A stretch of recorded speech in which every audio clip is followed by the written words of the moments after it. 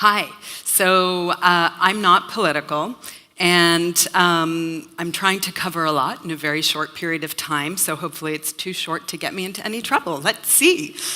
As Pete said, I'm the founder of Made Safe, America's first program to really help both companies and consumers embrace safer or green chemistry. Our mission is really to make it easy for people to be able to find and buy safe products that won't harm their health, and to use this as a carrot in the marketplace to stimulate and spur change from companies. So obviously we have these kind of two constituencies, one the people, two the brands. This really isn't a risk-based approach, strictly. We flip the model, and we look at and evaluate every single ingredient, sub-ingredient, secret ingredient, invisible ingredient in every given product that we certify at Made Safe. And this is kind of the laundry list of what we look for and things that we won't permit: known behavioral toxins, carcinogens, developmental toxins, endocrine disruptors, fire retardants, GMOs, nanoparticles, pesticides. I should really qualify that with high-risk pesticides, reproductive toxins, toxic solvents, etc. So I started Made Safe because it was clear that companies needed a firm roadmap to follow in order to make healthier products. In the US, we just are light years behind where Europe is. And there are these 80,000 ingredients, and most of them can be used as any company sees fit. As has been said probably today, there are about 10,000 of those are used in food as additives, and then another 6,000 or 6,000 plus, as Jane said, for packaging chemicals. And the issue is that there's no single agency universally governing these, so it's kind of the Wild West in America. Greenwashing is rampant, and claims can be really misleading, like that BPA-free claim that we all are too familiar with. So what's left is consumers saying, well, what is truly safe? And beyond kind of organic, people don't have a seal that they know to trust beyond that. So for non-food type of products. And because we deal so much with consumers, we really spend a lot of time trying to understand where they're at, trying to talk with them and engage with them and find out what's in their mindset. And what they tell us they really want to know is just this very simple bottom line. Is it safe? Period, the end. Is it safe to use on my family, for my children, on my body, in my home, with what I eat? That's what they want to know. So regardless of the symbol, we looked at this marketplace and said, there's really an opportunity to address this question of safety, and thus made with safe ingredients. So consumers are increasingly aware that we live in an unprecedented toxic age, and that they need to be aware of where these toxins are coming from. From what they eat and drink, and what they use every day will impact their health. So that's a little bit about Safe. And again, looking at through our efforts, our seal really deals directly with all of these concerns that we're hearing. And so I wanted to highlight some of these because I was supposed to speak on kind of the consumer angle and where they're at. So consumers say, when they have been questioned through polls, this little factoid came out of an Underwriter Labs study that they looked at, and consumers said, health is a key concern, especially for products that are ingested or are used close to the body.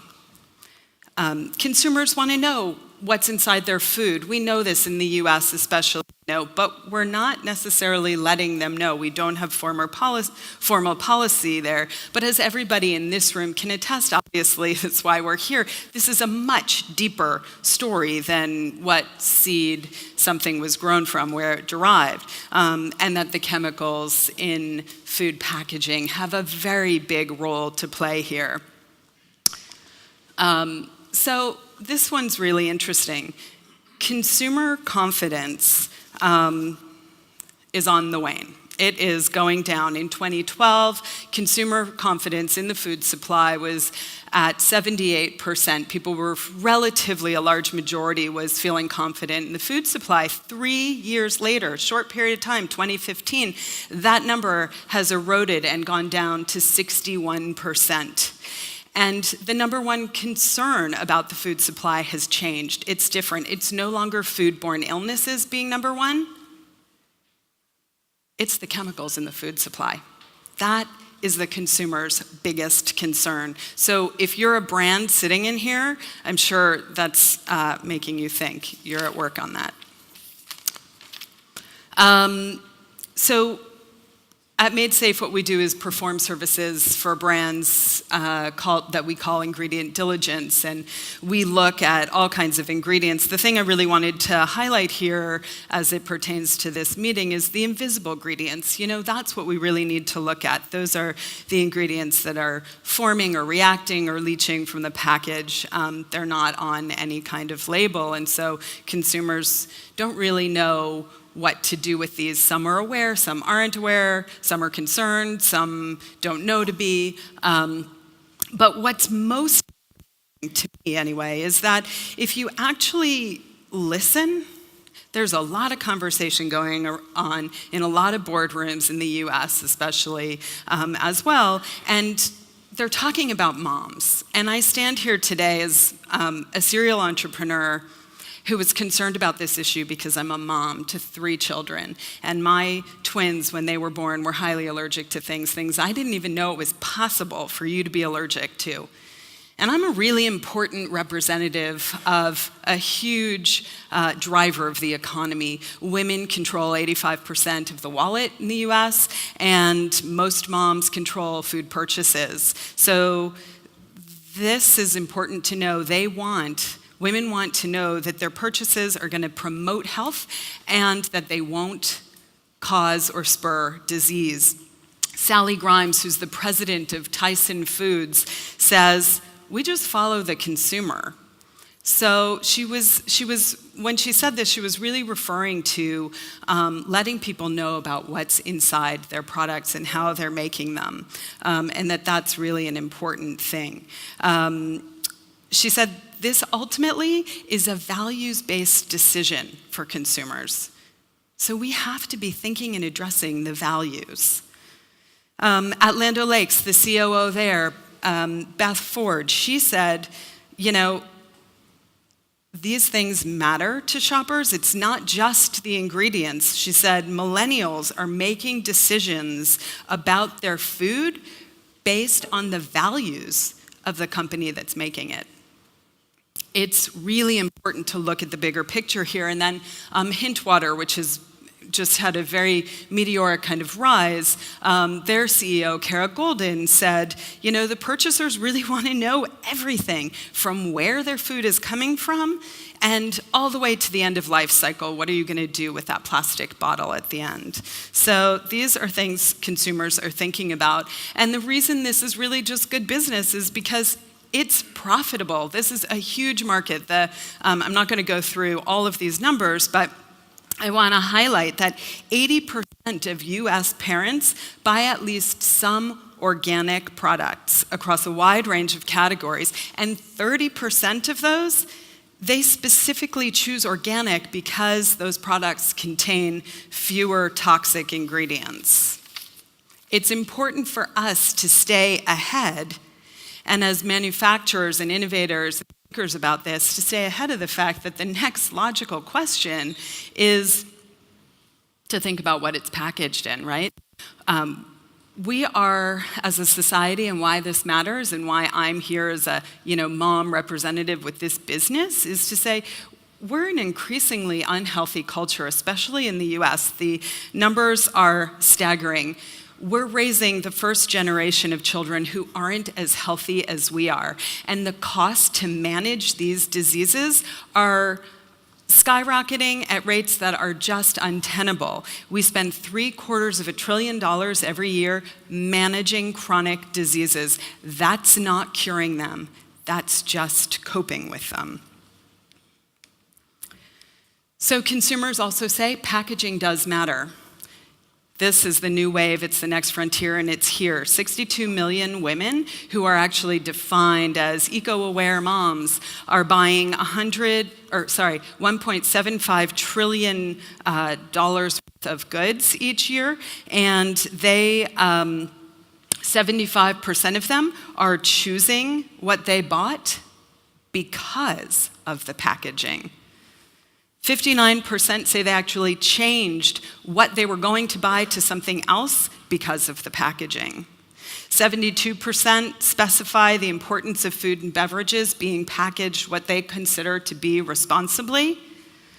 And 67% said the packaging influences what I buy. So lots of numbers here showing the importance of packaging.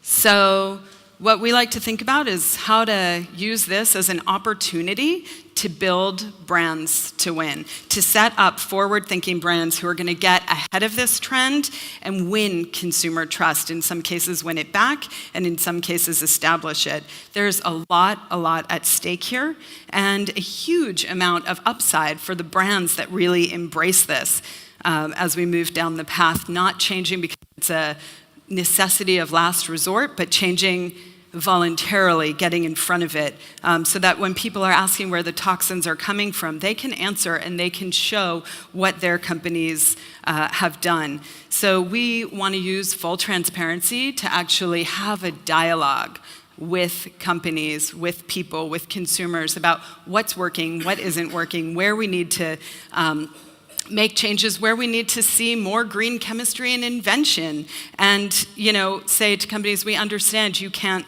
do this alone. Build consumer trust in your brand by using an independent third-party vetting system to distinguish your efforts, and look at how this is paying off with companies who are thinking about this. There's retailers like Walmart and Target setting out to figure out how to address this. There's fledgling companies that are gaining a lot of momentum in the US, like Beauty Counter or The Honest Company. We see food companies like Campbell's and General Mills and others really getting involved in this and buying some of the companies that we see as companies of tomorrow who are really answering these needs. So we hope that Made Safe can help with this transition as we work with brands to help them learn more about the human health considerations and innovation, to give them a way to take what they're doing and really turn it into a marketable tool with measurable ROI to help their brands stand apart in this new age. So thank you. Thank you.